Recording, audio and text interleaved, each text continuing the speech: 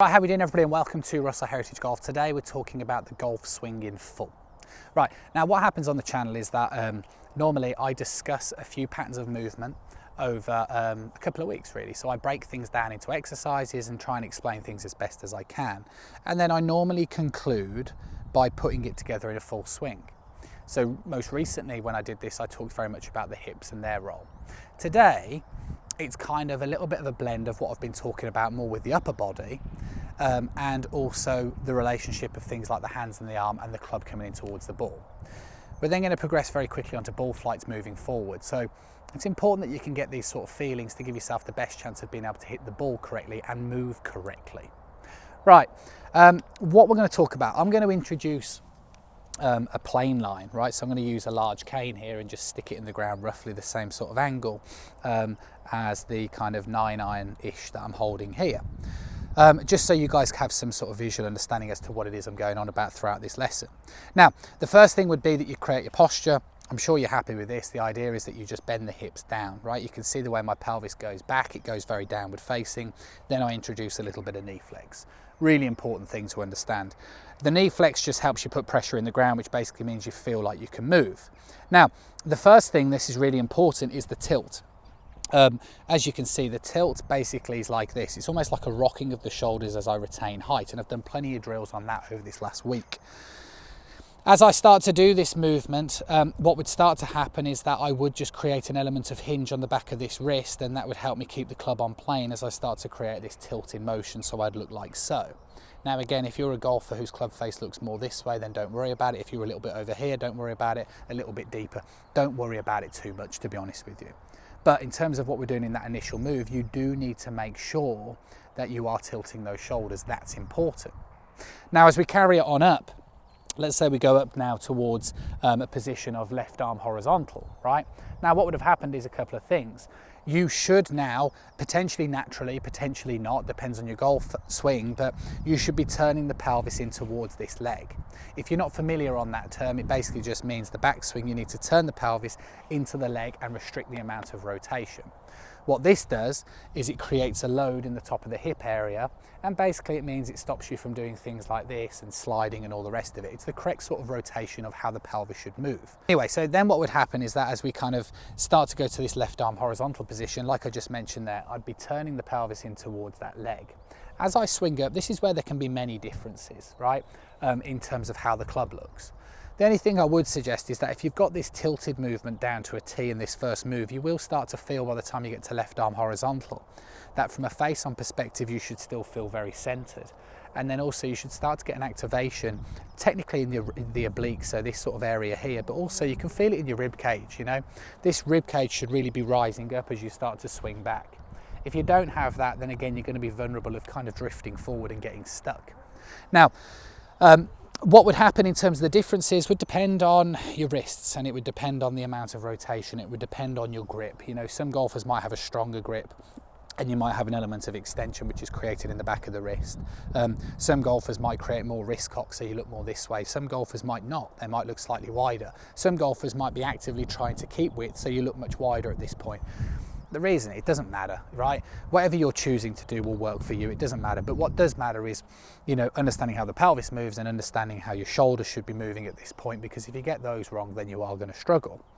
Now, how you complete the top of the backswing would depend. It's completely up to you. Some professional golfers would continue to turn the pelvis, and I talked about this recently. I did this very much with a driver exercise on the stepping in. If you want to turn your pelvis more, you can, but what you need to kind of refrain is if I'm going to turn my hips more, you need to make sure that this leg doesn't start spinning out and pointing in the same direction. Because basically if you do that, you'll never get to a state of internal rotation. And if you don't get to a state of internal rotation, then you'll never feel an activation up in this hip area, and you'll never get a sense of load. The reason why the load is really important is because basically it helps you in the separation, which we'll come to in a moment. So, you know, you'll either complete the top of the backswing by wanting to turn the pelvis more and restricting this motion. You might feel like you don't want to do that because you feel like you've already got a lot of weight underneath that right heel and you feel like you're putting pressure into the ground, and you might want to just try and elevate your arms up. Talked about a lack of external rotation as well very recently, which is the lack of ability to do this, and that would potentially have a visual impact on your golf swing. you know, some golfers who can't kind of go into external rotation basically means you have an inability to do what I'm demonstrating here. So therefore, if you take yourself into a posture, then you're very prone to looking more this way. You know, yes, obviously you can hinge the back of the wrist, but where you want to be careful is that you don't try and flatten off your arm plane by kind of moving in this manner, because now you can see the way my pelvis starts to drift closer to the ball. So that would be the first thing to understand, is what's your limitations here, and then make sure that your backswing is balanced off with that. So again, this is why we can get huge variances, even on the professional game, you know, because biomechanically we're all slightly different. All our set makeups are different. That's why we'll never swing it the same. So, you know, anyway, we swing up towards the top, you can elevate your arm up. Of course you can elevate your arm up, depends on, again, your range of motion and your ability to lift your arm up. But what I'm saying is that if you're a golfer who's struggling with the amount of external rotation, you're going to be more prone to looking this way as opposed to more this way. Doesn't matter. The backswing, my priority would be that you're still getting the weight in towards that kind of trail heel. Transitionally, what's important is the separation, right, which basically means the ability to open up the pelvis. Now, like I said earlier, you'll get an activation in these muscles here. As you start to open up your hip, you will basically be doing things like keeping the pressure underneath this foot and pulling the lead hip back. That will create an opening, and it will basically create a separation, which means that you can see my lower body is rotating at a faster rate of rotation than my upper body, which helps my club come down, as opposed to if everything works at the same rate, we come over. If you're a golfer who can't create a separation, don't stress about it. You know, just be clear that it's not because you're stiff. You know, if you can't create a separation, it's because you are literally limited. You know, fused at the spine. You know, you have a general problem with your posture. That would be an excuse then as to why you're not going to be able to create a separation. If you can't separate, then obviously, yes, you need to be careful, because I still want you to move your hips in this manner, but you need to make sure that you drop the elbow down consciously as well to help you stop swinging over the top in this sort of manner. The last piece to this puzzle really, or nearly concluding towards the last piece of the puzzle, would be just understanding the plane line as you come down. So if I kind of make this a little bit more vertical for a moment, my point is that if I kind of swung up to the top, and let's say now I'm demonstrating a golfer who can't create a huge amount of external, then what I'm saying is that, if I just shallow that off ever so slightly, so what I'm saying is that although you might have started on this plane and now you come down on a more vertical plane, so you end up moving this way, as long as you understand that as you come down, that all you need to do is time the correct amount of rotation of the lead arm and the amount of down cocking on the lead wrist to help you get the club face still working on the correct arc, you can still hit straight golf shots. I think, like I've said on this week's channel, I've talked about that stuff in more detail, that golfers that see the first move looking more this way go into panic stations and they try and immediately come in here, but then you get stuck and flippy. You can hit great golf shots from here. Like I've said before, if you do come down on a more vertical plane, then all you need to make sure is that your clubs are fitted correctly for you, because otherwise you might have a bit of a problem with things like the lie angle. But it doesn't matter.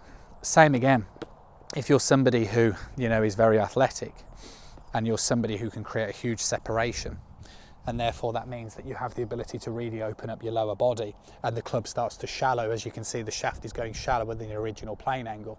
Then all that means is that, yeah, you can potentially hold on to lag for longer, but you can get closer towards your original plane line, which then basically means you'll have less ulnar deviation to do, which is that sort of down cocking move, but you've still got to rotate. And like I talked about before, you might have somebody like a strong grip, which basically means, yes, you don't have to try and rotate, you'll just focus on the down cock. You might be in a state of flexion, down cock, it doesn't matter. As long as you understand it, then your golf swing will balance. Now, even for our golfer who came down on a more vertical angle, you know, you can still be solid at impact. You know, as you come down, as you get this down, as long as you keep moving, you haven't drifted forward, you'll still have this ability to be able to keep the arm straight as you swing through, as much as you would if you're a golfer who creates this separation coming in towards the downswing. So that's important to understand. I think, look, my general message and what I'm trying to get across as best as I can is that if you can rotate the pelvis correctly, then you have a chance of demonstrating a consistent golf swing. If you don't, then you're generally going to have to make compensations like flipping, right? If you manage to get the backswing correct, and then you get the misconception, which is what I've been talking about very much this week on the channel in terms of how we're supposed to hit the ball, and you think you're supposed to hit it this way, then again, you're going to have to flip and you're going to be inconsistent. You know, it's like throwing a frisbee. If I was going to throw a frisbee to you at pace, I would really pull my left shoulder back and then turn, right? Now, depending on how fast my lead arm would be working, would depend to what point I would release the frisbee as a feeling. But all of a sudden, if I started to move this way, then it would completely change the dynamics of how on earth I'm ever going to get the frisbee moving towards your direction. And that's the problem with an early hip extension. You know, you can work around it.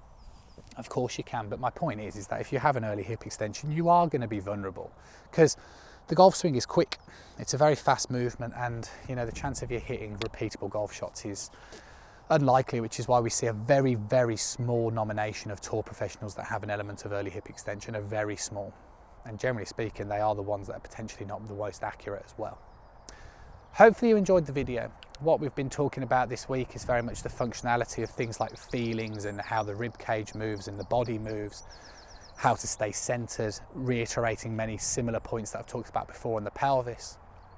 I've also talked very much about the wrists and the deviation that needs to be created to help you get the club face square, and it will help you. You know, this is definitely, every golfer in my opinion needs to understand this to have any sort of chance of finding consistency. So hopefully you enjoyed it, right? Remember, I always appreciate a thumbs up, and also remember it's absolutely free, right, to press that subscribe button. If you press the little bell icon, that basically means you'll receive notifications every time a new video comes out, which is pretty much on a daily basis. What you can also do is send swings into the channel, right? If you choose to send swings into the channel, then basically in the description box below is where you'll see my social media pages. And feel free to do it. I basically annotate over the video and then I republish it back onto my social media pages as soon as I can. And it basically just makes sure that golfers are getting in the same, you know, they get the same sort of feedback, and you know what video content you should be kind of working towards. And if you look at some of those swings, you know, you'll start to understand again how much of a common problem this stuff is. And you definitely don't want to hide behind it. You want to resolve this to get consistency with your game. Catch up with you soon.